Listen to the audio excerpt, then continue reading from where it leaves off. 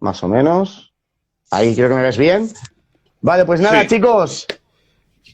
Estamos aquí, vamos, con unas ganas, porque hace muchísimo tiempo, usted ya lo sabe, que llevo con muchísimas ganas de poder entrevistarlo. Y el simple hecho de tenerlo aquí ya me pone de los nervios, porque soy muy fan de toda su carrera, porque sí. es inmensa. O sea, el que no lo haya visto, son más de 50 páginas de doblaje, de director, de haber hecho un montón de cosas como actor, como en cortometrajes también. Y por eso digo que la gente se puede empapar de un montón de cosas de usted. Llámame de tú, Ah, que si vale, no vale. me entra complejo de dinosaurio. Vale, vale, vale. Es que, a ver, entiéndeme que yo al principio pues intento ser lo más respetuoso posible para que la otra Ya, persona ya. vea que le tengo un cierto respeto. Pero si tú ya me dices eso, yo ya cojo confianza Pues rápido. mejor, mejor. Vale. Bueno, a ver, cuénteme un poco cuántas profesiones pensó en su momento y por qué al final se vinculó en este mundo tan bonito dedicado a lo audiovisual, al mundo del teatro, al mundo del cine, en el cual usted se ha sumergido. Mira, qué pregunta tan curiosa. ¿Cuántas profesiones pensaste en su momento? Yo creo que a todo ser humano nos pasa lo mismo en un momento de la vida, cuando estás ahí empezando a darle a la máquina de pensar, que eres niño o eres adolescente y te haces preguntas, dices, bueno, ¿yo qué voy a hacer para vivir? ¿Y a qué me voy a dedicar? Y etcétera, etcétera, ¿no? Eh, en mi caso concreto, bueno, estudié otras cosas, evidentemente, antes de dedicarme a esto, pero a mí a los 12 años me regalaron una guitarra Uh -huh. y me cambió la vida. A partir de ahí, todo fue un camino que convergía hacia donde he llegado hoy. Es decir, empecé aprendiendo a tocar la guitarra, en cuanto supe hacer tres acordes empecé a hacer una canción, a los 16 años ya estaba en los escenarios tocando y cantando con otra gente y palpando lo que se siente cuando estás actuando frente al público.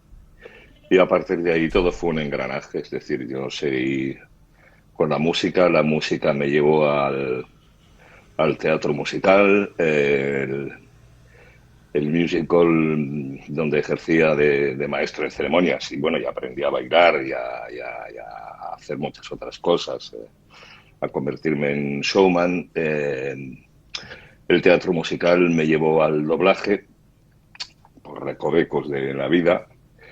Y, y aquí estoy. Entre medias, pues también he pasado por la tele, he hecho zarzuelas, he presentado programas de televisión, he rodado películas, como has dicho antes, también cortometrajes.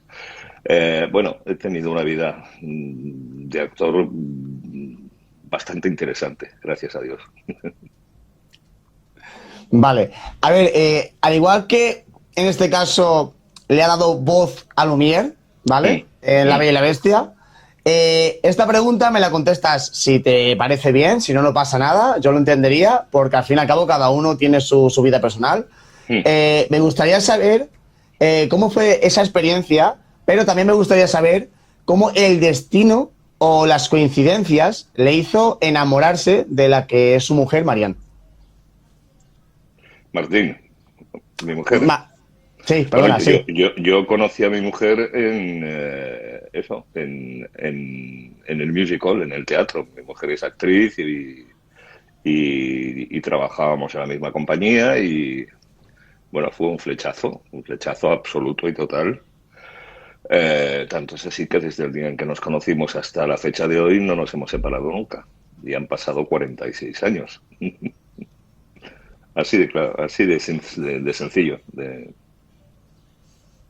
Esta pregunta se la he hecho porque Lumière, como ya sabrás, es muy cupido, es una persona, o mejor dicho, es alguien que le gusta mucho que otras personas se enamoren o que tengan buenos momentos. Entonces digo, Sí. a ver qué me responde y al mismo tiempo que me cuentes qué tal fue ese personaje, cómo lo Lumière, disfrutó. Lumière fue una gozada, fue un disfrute absoluto y total. Era la primera película de Disney que se doblaba en España, porque hasta entonces todos los doblajes de Disney venían con doblaje de Hispanoamérica, hasta que los capos de Disney decidieron que a partir de un cierto momento iban a doblar sus productos aquí y con actores de aquí. Y la primera película que se hizo de esa manera fue La Bella y la Bestia. Estuvieron haciendo castings, ni te cuento, para cada personaje y bueno, yo hice el casting para doblar a Lumière. Tenía una pequeña ventaja y es que yo soy bilingüe perfecto, yo hablo exactamente igual el castellano que el francés porque he vivido muchísimos años en Francia y soy bilingüe absoluto. Entonces, claro, el acento no suponía un problema. Los giros así a lo Maurice Chevalier que tiene el personaje pues me salían muy bien y tal. La verdad es que a la gente de Disney le gustó, se quedaron conmigo y yo, vamos, todavía estoy aplaudiendo con las orejas de aquel día, ¿no? Me lo pasé muy bien, disfruté mucho, era un personaje encantador que además te exigía mucho, te exigía eso, ponerle muchas cosas. Lo que tú decías, el sentimiento este de Cupido, de seductor, y luego pues cantar de lo lindo, porque realmente no eran precisamente unas canciones sencillas de ejecutar. Pero yo disfruté mucho. Cuanto más difícil es el reto, más disfruta uno, eso está claro. Esta pregunta que te iba a hacer ahora, digamos que la voy a cambiar por una que va más adelante, porque ahora que has dicho lo de cantar, en Hakuna Matata, en tu caso hiciste de Pumba, me gustaría saber si realmente hiciste la canción o otra persona se encargó de eso. No, canto yo. O sea, Vaya. mira, el proceso es el siguiente. Cuando vienen películas de animación para que se doblen, si el actor que va a doblar el personaje también es cantante a nivel profesional, normalmente suele encargarse de las dos cosas, es decir, tanto de los diálogos como de las canciones.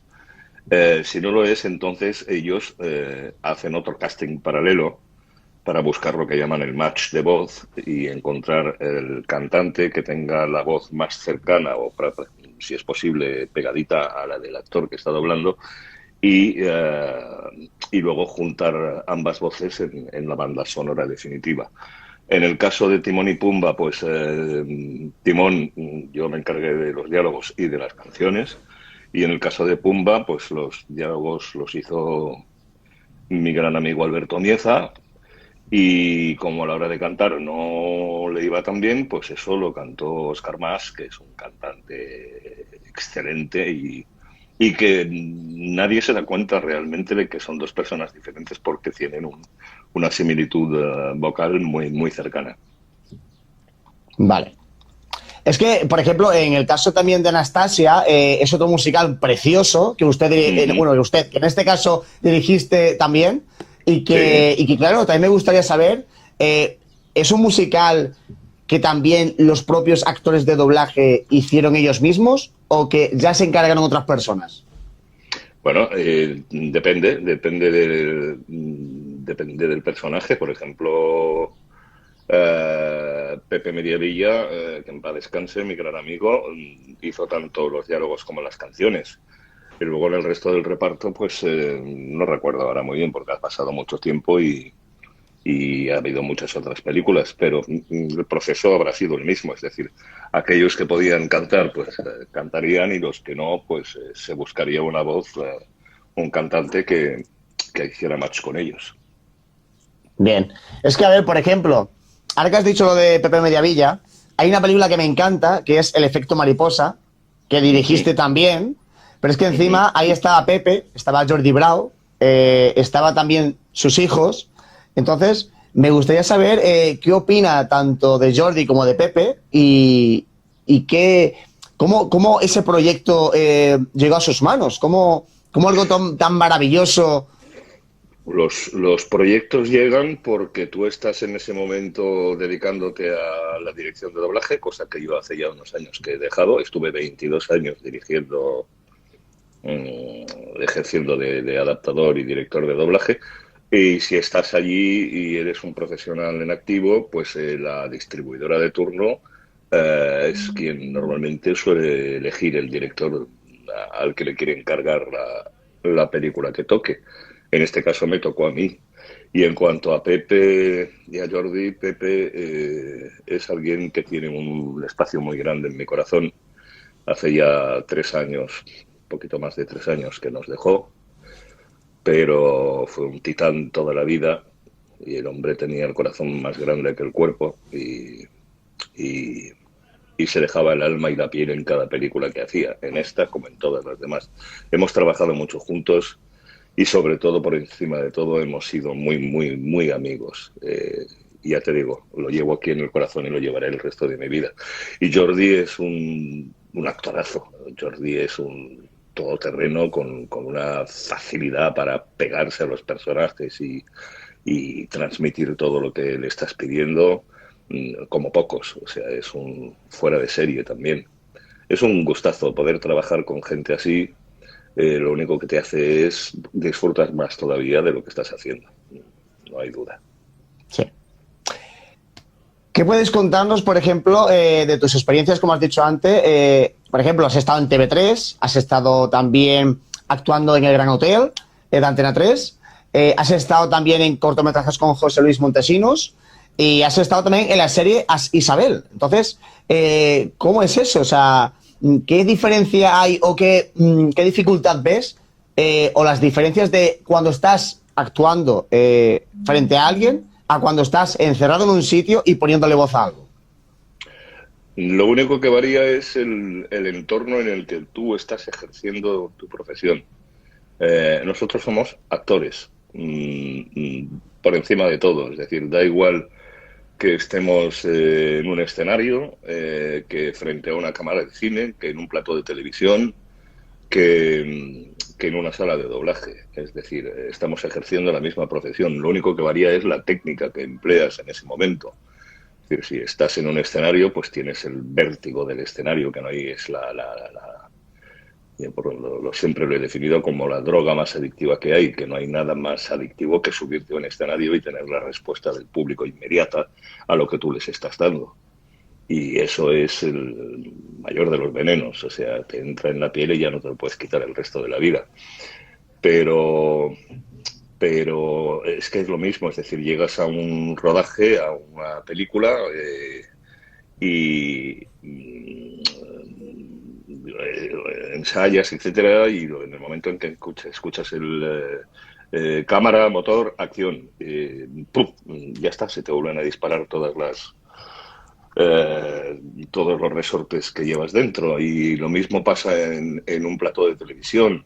Y además da igual que estés, en este caso concreto, estés interpretando una serie o un papel en una serie, el que sea, El Gran Hotel o El Príncipe o Isabel da igual. Yo también hice muchas zarzuelas cuando tú no habías nacido, y hacía zarzuelas en televisión española y ejercí de presentador de unos cuantos programas. Da igual lo que estés haciendo, es decir, tiras de recursos de la profesión de actor. Hay una cosa que yo digo siempre para intentar esquematizar el asunto, es decir, un actor tiene que saber ejercer su profesión en cualquiera de los medios que le puedan llegar a proponer. Cuantas más facetas seas capaz de dominar, cuantas más facetas tengas ya pilladas, más completo eres como actor y más oportunidades de trabajar tienes, es evidente. Las oportunidades de trabajar, sí, te las dan los directores, las productoras, etcétera, etcétera, pero la oportunidad de permanecer te la da el público. Entonces, da igual lo que estés haciendo y el medio en el que lo estés haciendo, lo importante es que lo estés haciendo al 100%, que estés dando siempre lo mejor de ti mismo y porque el público es el juez soberano que va a hacer que tú te mantengas ahí, si es posible, toda la vida. Esta es una profesión muy ingrata, muy dura, aunque la gente se piensa, hostia, qué divertido y tal, no sé qué. Sí, pero no hay contrato fijo, ni sabes lo que te va a pasar mañana, ni sabes si te vas a poder mantener, si vas a poder fundar una familia, si vas a poder mantener una casa, si vas a poder muchas cosas. Nadie te asegura el futuro. Por mucho que en algún momento hayas tenido un exitazo y te hayas convertido y tal, de repente son incontables las personas que están, brillan y luego desaparecen, ¿no? Como estrellas fugaces. Y luego hay actores pues que consiguen vivir toda la vida de su profesión, que es lo que yo me propuse desde el principio. Y gracias a Dios he llegado hasta el día de hoy. Puedo decir que manteniendo ese propósito y cumpliéndolo, ¿no? Pero, insisto, el secreto está en dar siempre lo mejor de ti, porque eso es lo que hace que estés siempre ahí, que te vuelvan a llamar, que cuenten contigo. Y sobre todo no acomodarte, no pensar nunca que ya está, que ya está, ya lo he conseguido. Ya no, eso es el mayor de los errores que se pueden cometer. Uno en esta profesión no ha conseguido nunca nada. Uno en esta profesión, cuando se dice claqueta de la última toma y se acaba la película, vuelve a empezar desde cero. Y en un doblaje, cuando se acaba el último take, vuelves a empezar de cero. Y en una obra de teatro, cuando haces la última función, vuelves a empezar de cero. Entonces, hay que tenerlo siempre muy presente. Sí, porque hay que evolucionar de una manera u otra. No te puedes quedar estancado porque si no después... No, no, te tienes que adaptar a las formas, a los tiempos, a los usos, a muchas cosas. Es decir, hay maneras de hacer que estaban de moda hace unas décadas y que hoy por hoy pues pueden parecer del Pleistoceno. Y hoy hay otras cosas que son las que atraen al público y tú te tienes que adaptar, tienes que seguir por ahí. Pero todo eso lo tienes que hacer siempre caminando sobre una base firme, es decir, una preparación seria y sólida, ¿vale? Y que te permita adaptarte a cualquier propuesta que te vayan a hacer, no importa cuál sea el momento. Si es así, pues entonces quizás se consigue, sí. Hablando de superación, hablando de las personas que llevan muchísimo tiempo en esta profesión, ¿qué opina, por ejemplo, de lo que está ocurriendo ahora, que muchos famosos están entrando en el mundo del doblaje sin tener ni siquiera formación y que encima están en grandes producciones? Bueno, esto no pasa ahora mismo, esto pasa desde hace mucho tiempo, ¿eh? No os penséis ahora es porque precisamente estos días hay una película en concreto con la que se está armando mucho ruido, pero antes que esta ha habido un montón y no es una cosa de hace 3, 4, 5 tal, no, hace 20 años ya pasaba también, ¿eh? No os creáis. Yo no opino, en este caso, o si opino, la opinión que tengo es que como cualquier otra actividad en la vida, el entretenimiento es un negocio. Es decir, el que se gasta la pasta en producir algo, lo que quiere es sacarle la mayor tajada posible a lo que se trae entre manos. Y entonces muchas veces la búsqueda del beneficio, iba a decir el afán de lucro, pero suena más feo, digamos que la búsqueda del mayor rendimiento posible a la inversión, hace que los clientes prioricen el gancho, el tirón que tiene determinada persona en un momento concreto sobre la experiencia y el buen hacer que pueda tener un profesional que hiciese el mismo trabajo. Pero es muy sencillo. Mira, son dos facetas paralelas que de vez en cuando hay un cruce de vías y chocan. Por un lado está el arte y por el otro lado está el marketing. ¿Vale? Entonces, cuando el marketing no considera necesario intervenir porque la película rueda sola, o sea, una película cualquiera, una serie cualquiera, o una película punterísima, pero que no necesita de un gancho más adicional para hacer un taquillazo, pues se recurre a los profesionales. Viene una película de animación que tal, pues mira, esto tiene gracia, vamos a poner a fulanito, a menganita y a este otro que ahora mismo están muy de moda. ¿Por qué están de moda? Pues cada uno por lo suyo, cada cual. ¿Y cuánto tiempo van a estar de moda? No lo sabemos. ¿Cuál va a ser el resultado? Posiblemente no sea el mejor de los resultados posibles, pero el fin que ellos persiguen en ese momento es el de ganar dinero.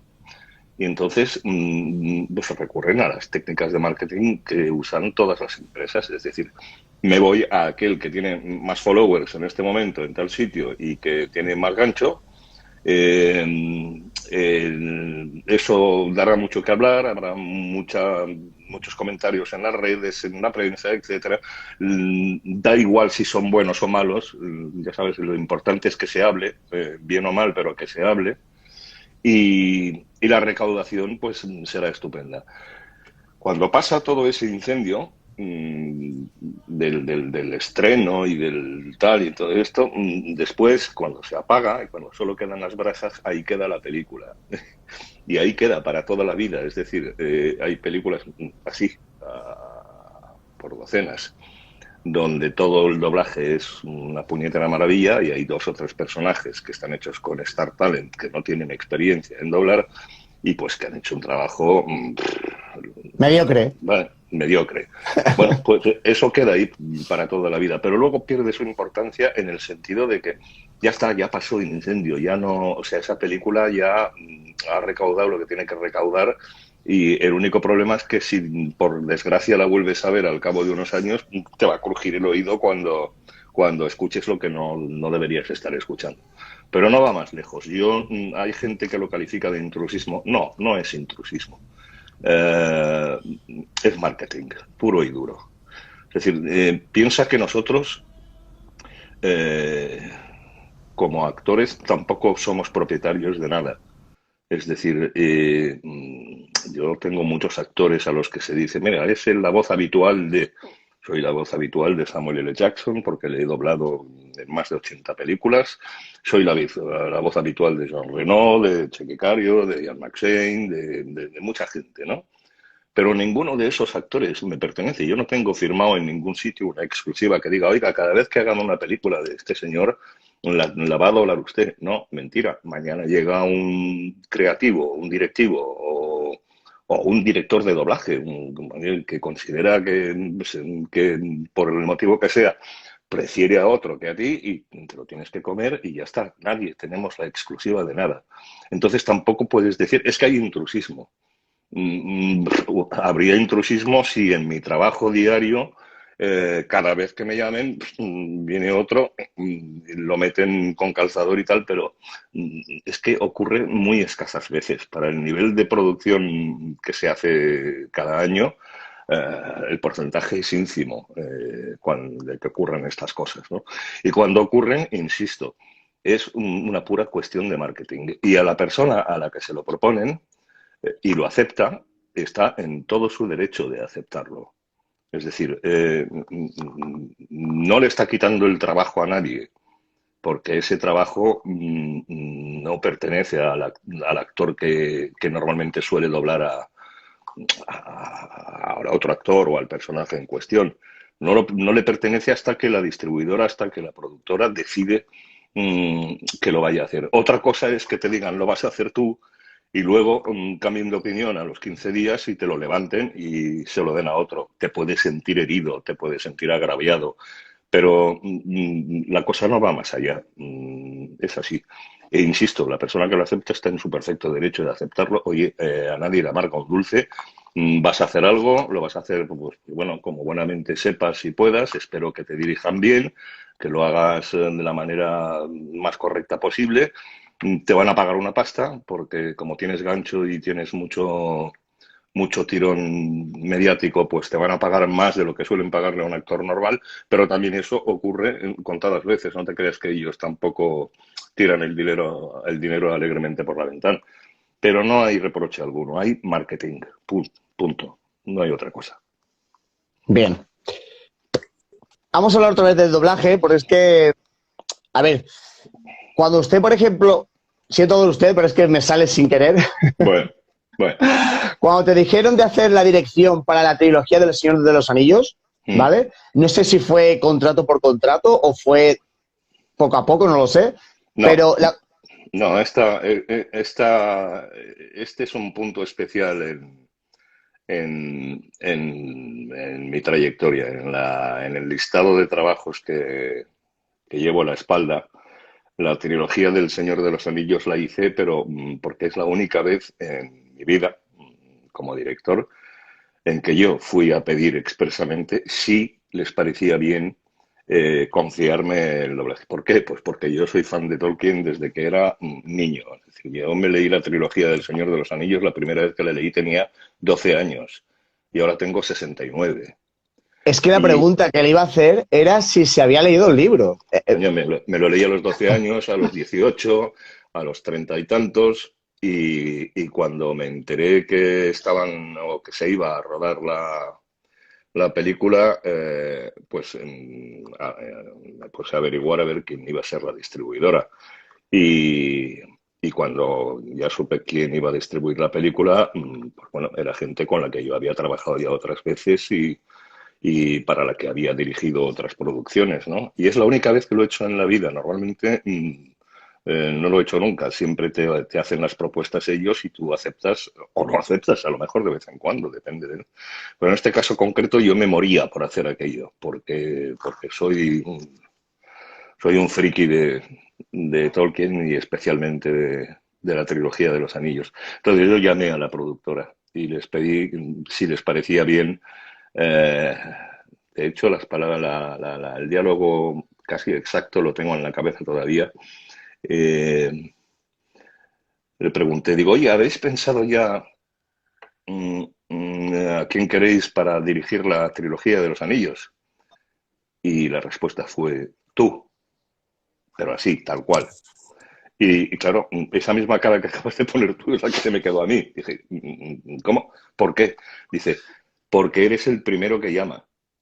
Y si ¿En eres el primero, serio? si eres el primero que llama es porque te mueres de ganas de hacerlo.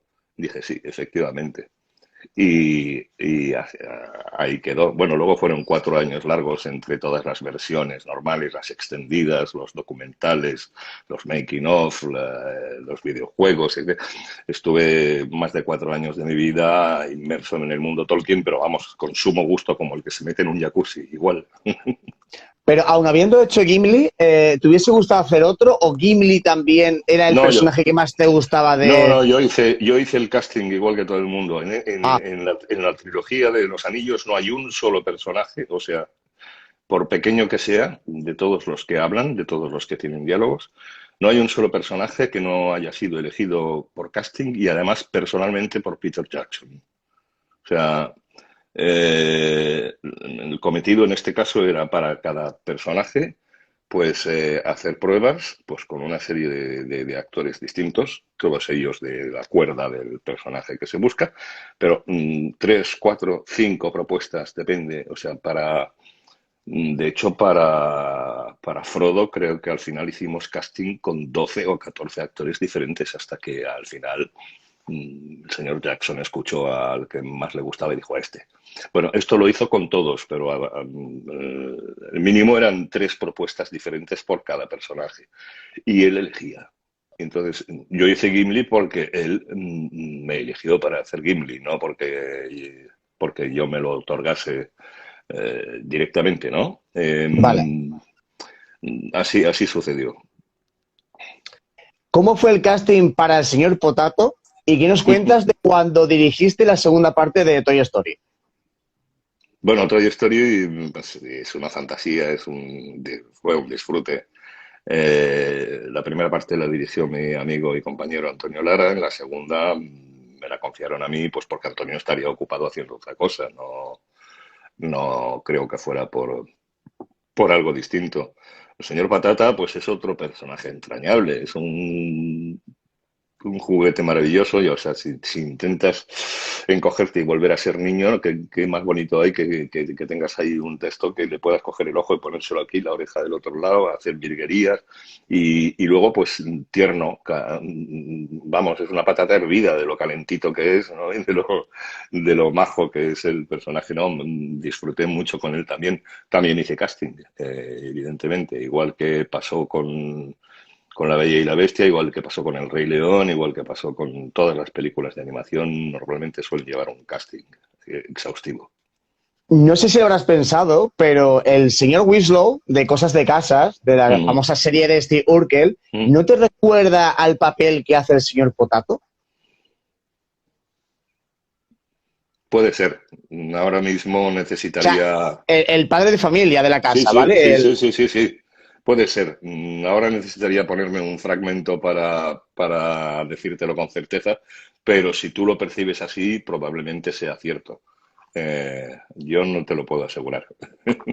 Vale.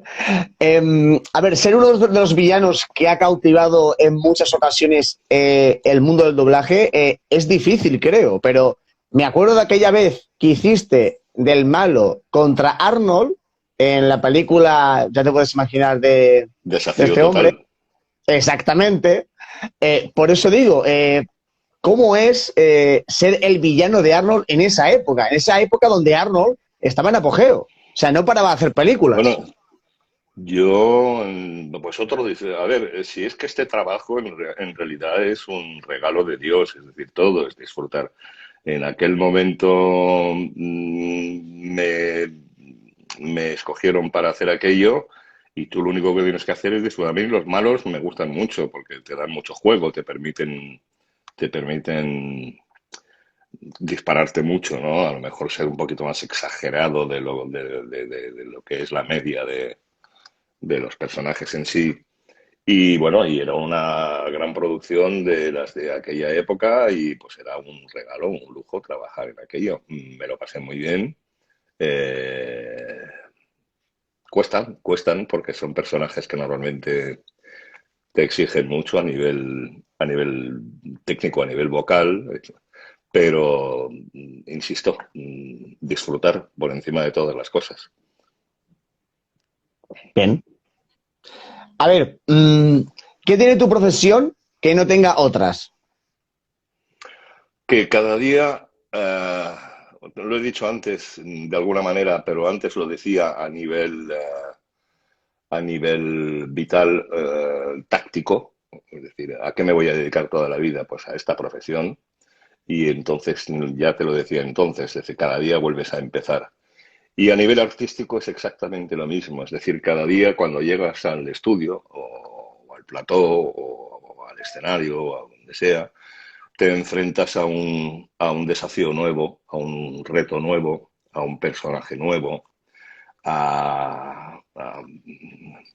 sea, nunca se repite, siempre, siempre, constantemente se está renovando y te está exigiendo a ti personalmente que también te refresques y te renueves, ¿no? Entonces no te aburres nunca, es decir, por lo mismo una mañana llegas a doblar una película bélica y al tercer take te explota una granada y te arranca un brazo y estás allí pegando berridos a las 8:30 como un loco, ¿no? Que al día siguiente te toca hacer un galán o te toca hacer un personaje cómico, es decir, o sea, son interminables las oportunidades de interpretación que te da la profesión.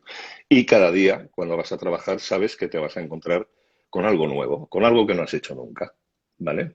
Y que venga, vamos a por ello, vuelta a empezar, y es seguir jugando.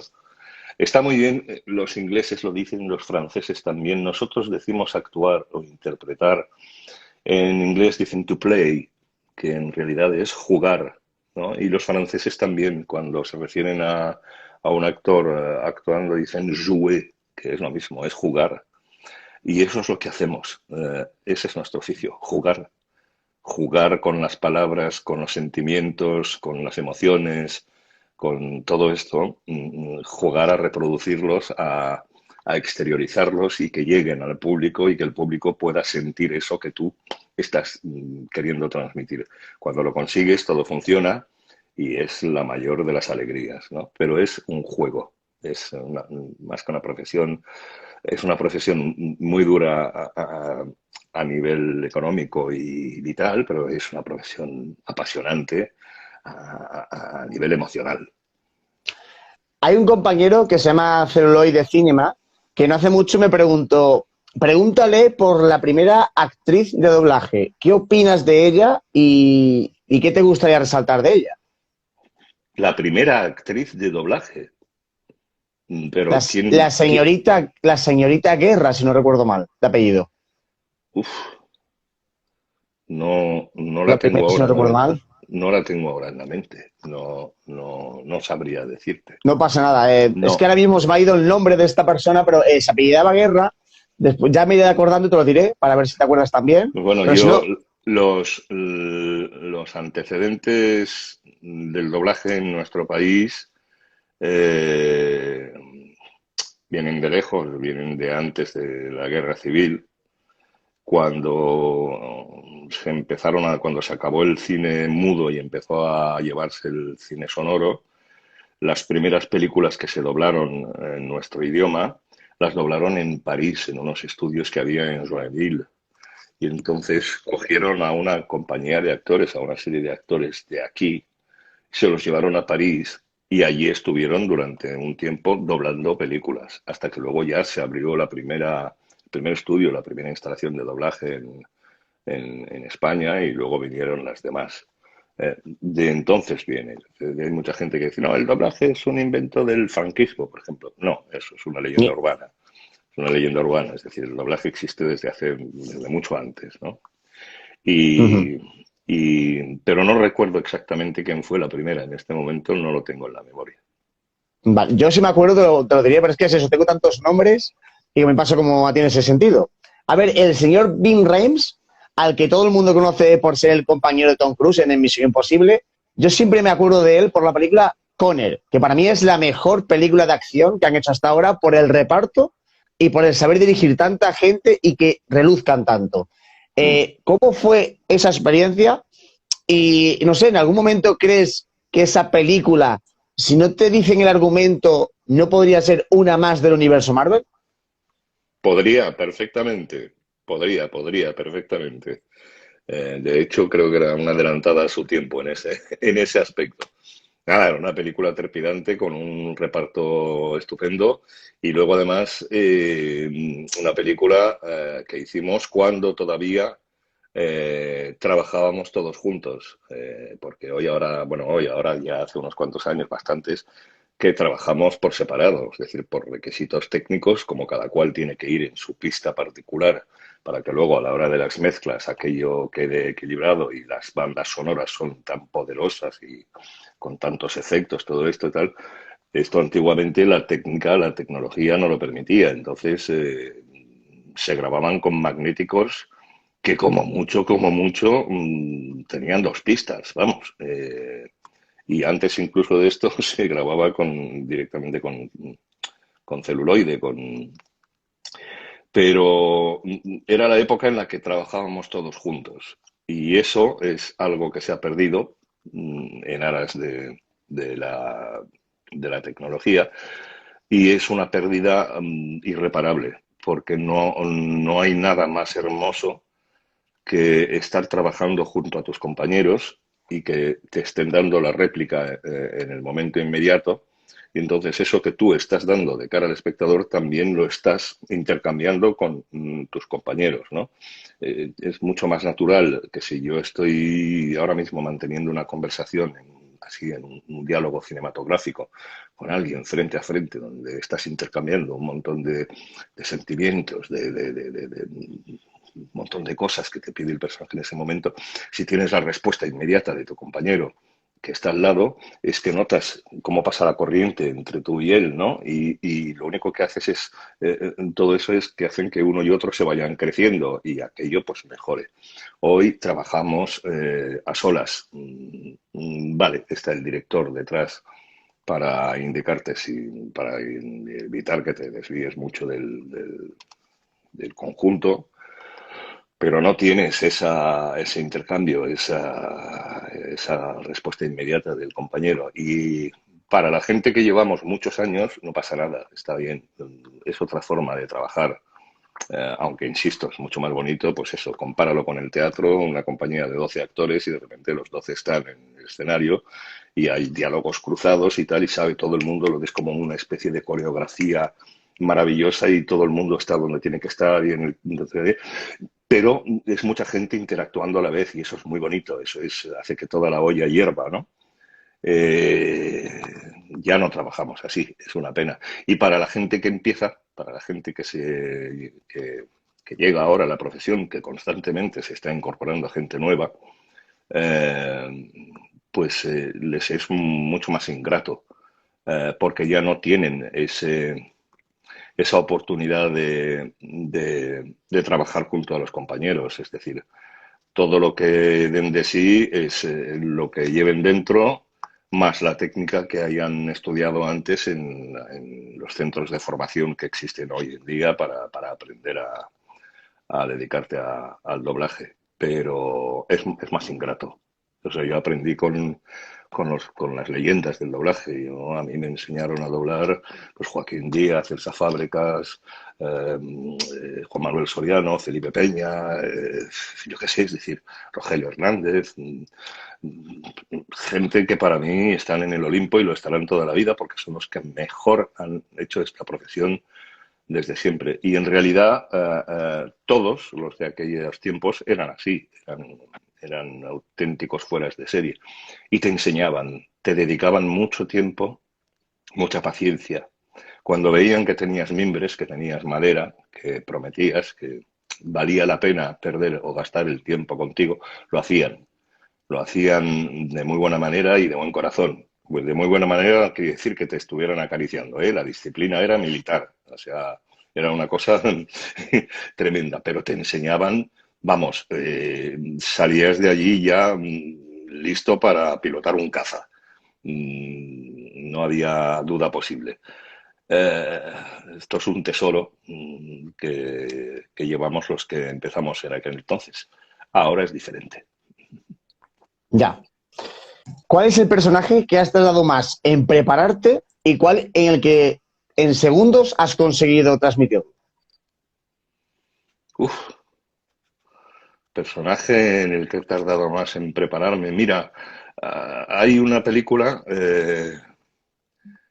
que fue cuando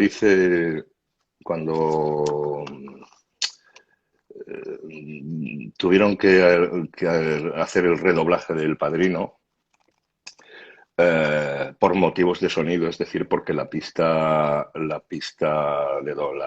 banda de doblaje original estaba hecha con los medios técnicos de la época y cuando fueron a lanzarla al cabo de los años, la edición especial de lujo con tal no sé qué, con el sonido 5.1, que en aquella época era lo más de lo más, etcétera, etcétera, pues aquello no servía, había que volver a doblarla. Entonces, eh, me propusieron, oye, ¿quieres doblar a Marlon Brando? Y me lo estuve pensando mucho tiempo, o sea, pero mucho, ¿eh? Porque me lo dijeron con bastante antelación. Es un grande. Sí, hombre, y tan grande. Y luego además, o sea, no solamente un grande el actor, sino quien lo dobló en su momento. Es una joya, es decir, es irrepetible. Pero había que repetirlo, insisto, por exigencias técnicas. Yo lo estuve pensando mucho, mucho, mucho, mucho, mucho. Y estuve a esto de decir que no muchas veces. Y finalmente la reflexión fue la siguiente. ¿Cuántas veces te va a pasar en la vida algo parecido? ¿Cuántas veces te van a proponer doblar este papel de esta película? Que para mí es otra de las películas que si hay una estantería en forma de pirámide, la trilogía del Padrino está allí, arriba. ¿Vale? ¿Cuántas veces te van a proponer, te va a pasar esto en la vida? ¿Cuántas veces? Pues no creo que te vayan a pasar muchas veces más. Esto es Entonces como, dije que sí. pero que Dije esto que es sí, como porque la mesa redonda o la mesa cuadrada, como lo quieras llamar, y te están Mm, entregando una espada, o la coges o la dejas, pero claro, de ti depende. exactamente. Entonces, cuando ya dije que sí, pues estuve un buen rato preparándome, más mentalmente que de otra manera, ¿no? Para enfrentarme al personaje. Lo hice con todo mi cariño, con todo lo que supe dar de mí. El resultado está ahí, los clientes, la distribuidora estaban muy contentos. Yo he vuelto a ver El Padrino muchas veces, porque cada vez que hago zapping y de repente está El Padrino ahí, pues ten por seguro que ya me quedo, ya me engancho, da igual la hora que sea, del día o de la noche, me vuelvo a quedar ahí, así. La he vuelto a escuchar con su doblaje original, con el mío. Y es igual, al final te olvidas de que está doblada y lo que haces es disfrutar del cine con letras no mayúsculas, sino Mayúsculas. monumentales. Vale. Voy a hacerte dos. Esta fue la que más esta fue la que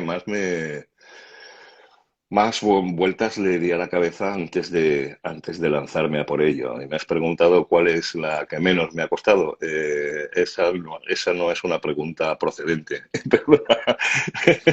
No es nada, no es un reproche en absoluto. Pero es que cualquier personaje que hagas, el que sea, da igual, por pequeño que sea y por sencillo que parezca, necesita que tú le des mucho de ti, ¿no? Y entonces no te puedes tomar nunca nada a la ligera. Yo recuerdo que la primera vez que me planté en un atril y hice un take, el primer take que hice en mi vida, que fue cuando me hicieron la primera vez una prueba, estoy hablando del año 77 o así, imagínate, 1977 creo que fue, sí, en Madrid, en Sincronía.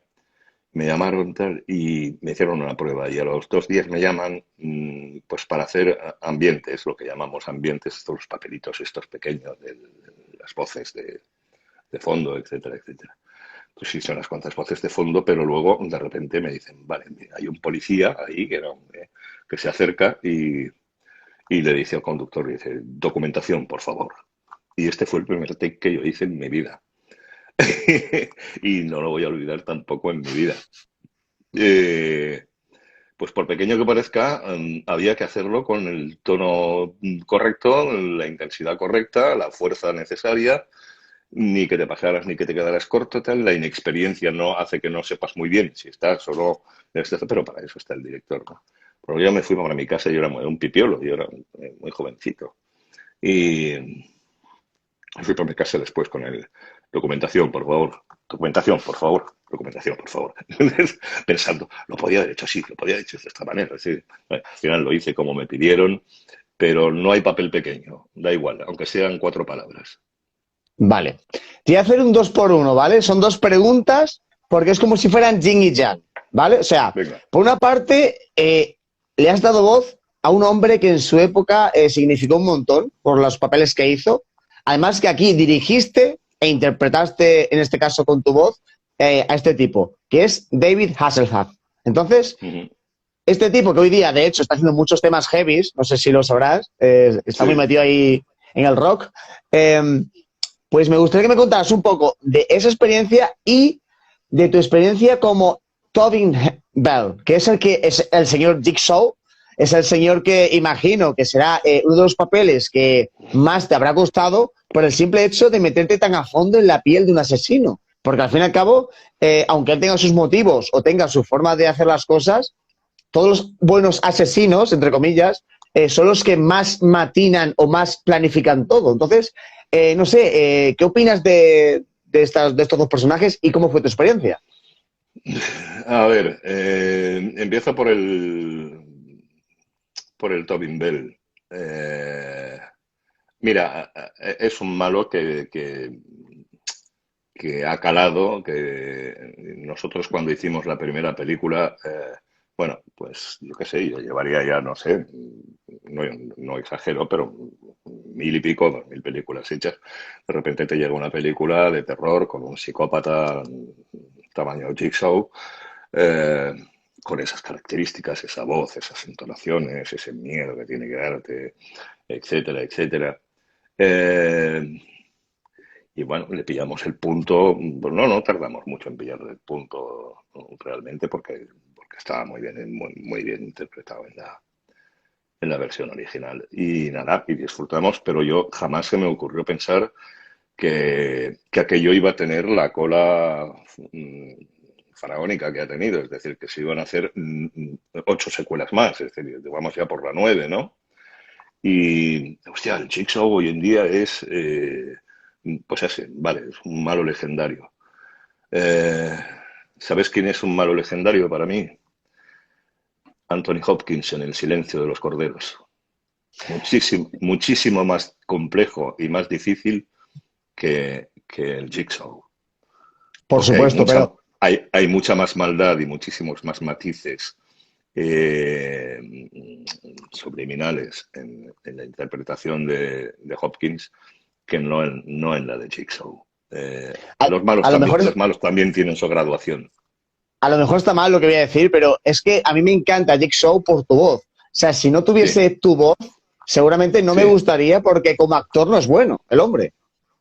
No, pero en aquel papel, lo importante de ese papel, si lo piensas bien, no es tanto los ratos que está en pantalla, que no son tantos, sino esas voces que emite a través de los altavoces o a través de la pantallita de televisión con su nieve y su tal, o a través del muñeco. Eso es lo que realmente hace que la gente se quede pillada. Cuando él está en pantalla, pues yo estoy de acuerdo contigo, no es demasiado brillante, ¿no? Pero si ha funcionado es precisamente por aquí. Porque claro, un muñeco o un altavoz, cuando tú estás esposado y tienes una sierra que está a punto de cortarte por la mitad, y tienes un tarao que está ahí diciéndote, hola, ¿quieres jugar a un juego? ¿No? Eh, Eso es lo que hace que la gente se quede con ello. Pero insisto, hay malos mucho más complejos y muchísimo más interesantes en la historia del cine. Y la otra se me ha olvidado. ¿Cuál era la primera que me has preguntado de las dos pelis? David Hasselhoff. Bueno, esto no era una peli, esto era Los Vigilantes de la Playa. Bueno, Los Vigilantes de la Playa era de los primeros años que yo me dedicaba a dirigir, porque hacía muchos años de esto, y había hecho alguna que otra serie antes, y de repente pues llegó esta, que realmente todo eran jovencitos, es decir, porque todos tenían una edad veinteañeros, ¿no? El más mayor que había por allí era el Hasselhoff, que era el que más o menos cuadraba con mi edad y también siempre de acuerdo con el cliente, con la distribuidora. No, este hazlo tú, hazlo tú. Y dije, sí, hazlo tú. Y bueno, yo me lo pasé bien haciéndolo, pero con quien me lo pasé bien fue rodeado con toda la gente joven y llena de talento que estaba en la profesión en ese momento y que hoy en día están todavía.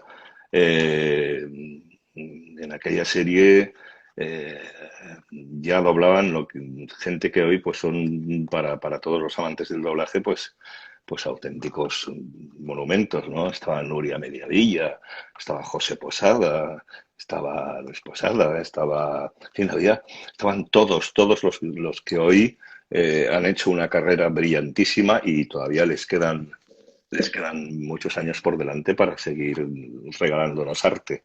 Y yo disfruté más trabajando con ellos, casi, que doblando yo el personaje en cuestión en ese momento. Mi Vale. recuerdo de esa serie es ese. En este caso es un 2 por 1 también, y ya que nos queda poco tiempo porque tendrás que hacer tus cosas y tal. Eh, a ver, quiero que me cuentes un poco de tu experiencia con Jean Reno, ¿vale?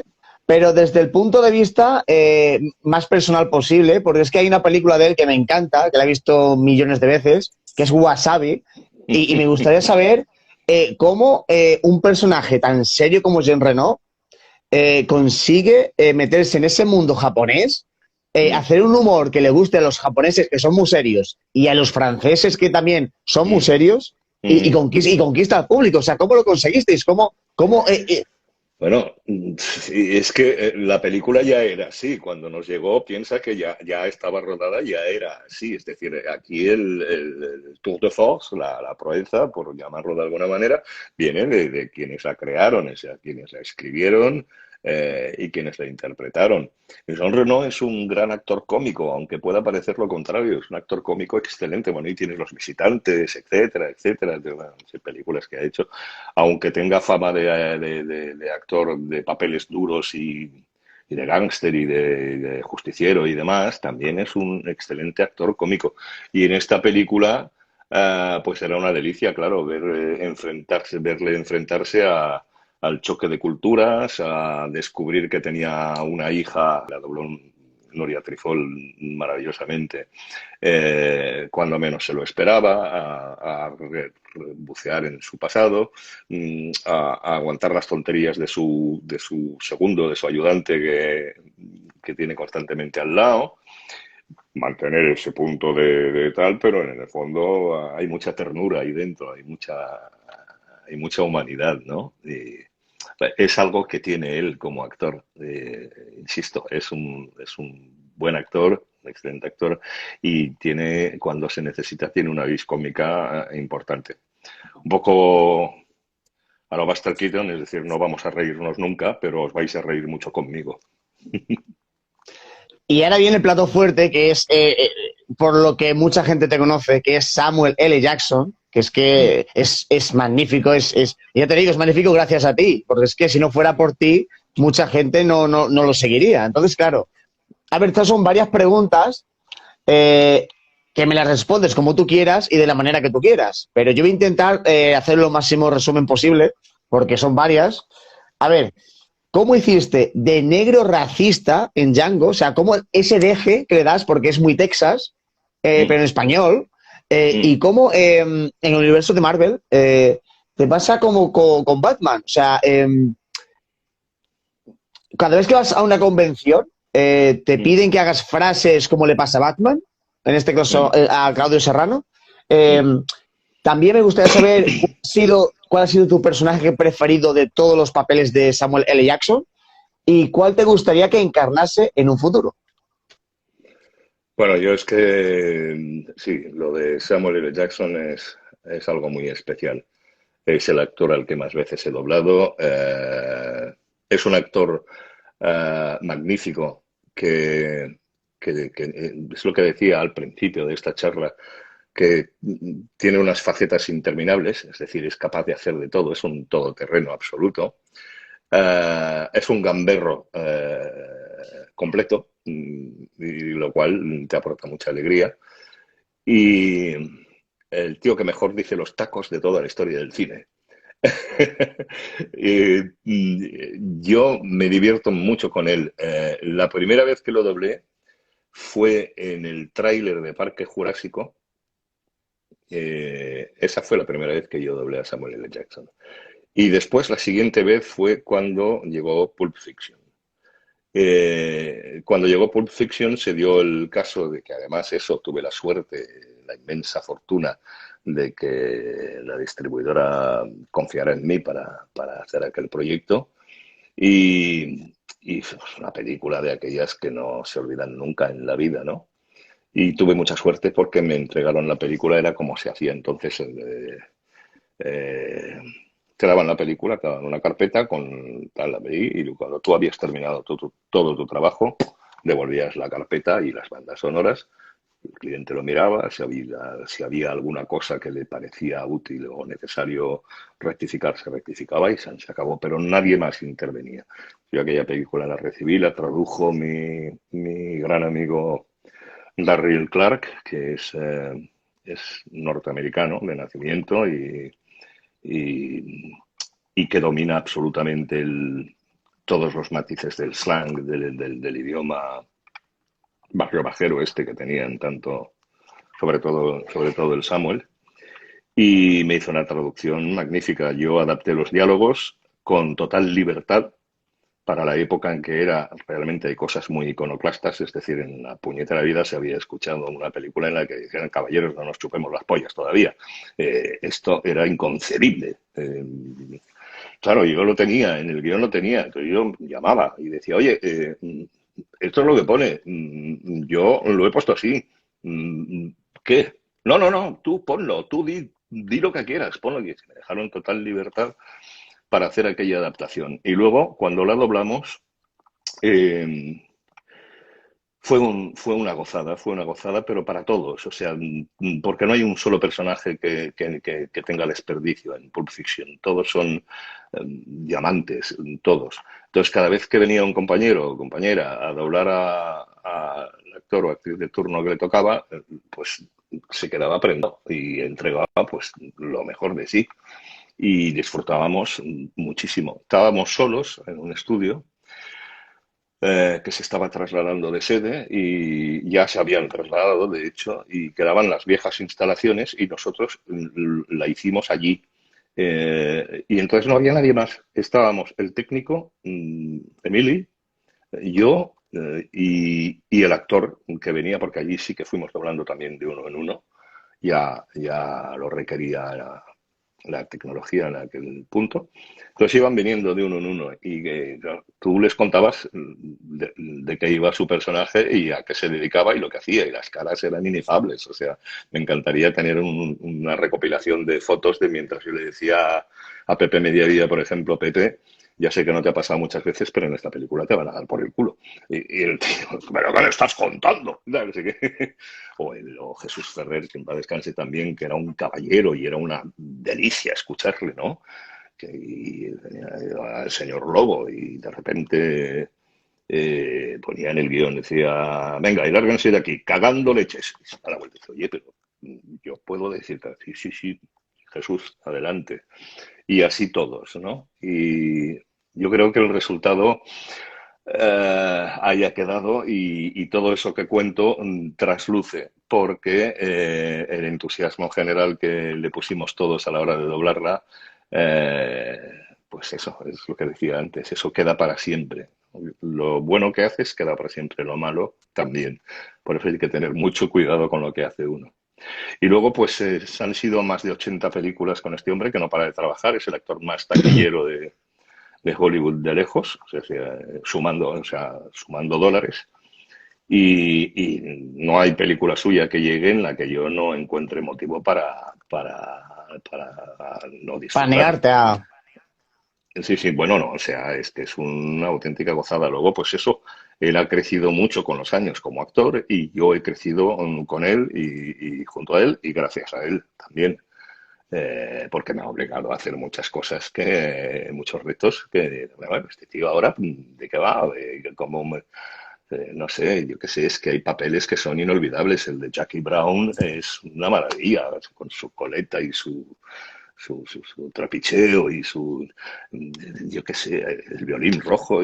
Cualquier película suya que cojas, de las antiguas o desde ahora, eh, todas, su trabajo siempre es una perla. O sea, y luego Nick Fury, pues Nick Fury es, pues eso, del universo este,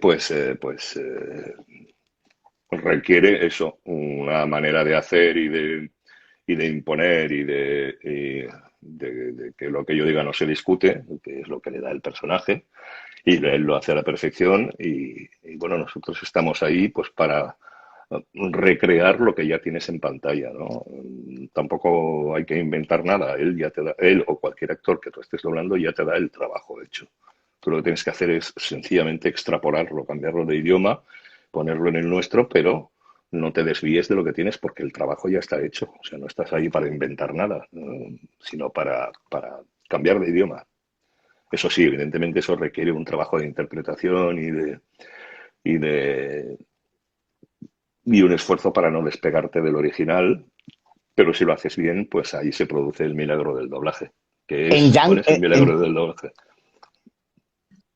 No, que cuál es el milagro del doblaje, que estés viendo una ah, película y ni se te ocurra pensar que está doblada. sí, porque muchas veces, dependiendo de la película, pero hay muchas veces que se nota bastante, pero sobre todo en las malas producciones, ¿eh? Porque en las buenas, por lo Claro, general, no hay un claro, defecto en ese sentido. claro. En el momento en que tú, mientras estás viendo una película, empieces a pensar en el doblaje, mal negocio, amigo. Es que algo no está funcionando como debería. Porque si no, lo que tienes que pasar totalmente desapercibido. Es decir, nosotros no estamos ahí para lucirnos. Es decir, tú estás viendo algo que te está entrando por los ojos y algo que te está llegando a través de los oídos, ¿no? Y eso se tiene que fusionar de tal manera que el espectador en ningún momento llegue a pensar que hay dos seres humanos diferentes, que le están provocando a él una serie de emociones internas de cualquier tipo, depende de la película, ¿no? Pero que son dos personas distintas. Ujú. Una la que tienes en pantalla y la otra la que te está hablando. Si consigues esa fusión y consigues que en ningún momento el espectador piense en ella, entonces es cuando has hecho bien el trabajo. Pues sí, no, sí, totalmente, ¿eh? No puedo decirte lo contrario. Así que nada, muchísimas gracias, de verdad. O sea, tengo por aquí unas Gracias. preguntas, pero tampoco quiero quitar Bueno, tu tiempo, que ya demasiado me has dado. Yo sé que tienes muchas cosas que hacer. Así que te lo agradezco, muchísimas gracias. Siento mucho gracias a ti. no haber podido ver los comentarios de las personas que están por aquí, pero es que como tengo Bueno, tantas yo preguntas y tenemos tan poco tiempo, les agradezco mucho que hayan estado ahí, que ya es mucho, que hayan dedicado parte de su tiempo a escuchar esta charla y a ti la oportunidad pues, de contar mis batallitas y mis cosas. Y te deseo mucho éxito, está muy bien, he mirado cosas que tienes hechas anteriores y está muy bien lo que haces. Y me gusta. Así que te deseo el mejor de los caminos, amigo. muchísimas gracias, Miguel. Y nada, que de verdad ya haremos una segunda parte si quieres más adelante y seguimos con las Si se, preguntas, que es que si se tercia, cuenta con ello. estupendo. Pues que tengas un buen día y que sigas cosechando éxitos. Un abrazo grande a todos Un y a abrazo ti en y un especial. beso. Adiós. Hasta Adiós. luego. Japonesita que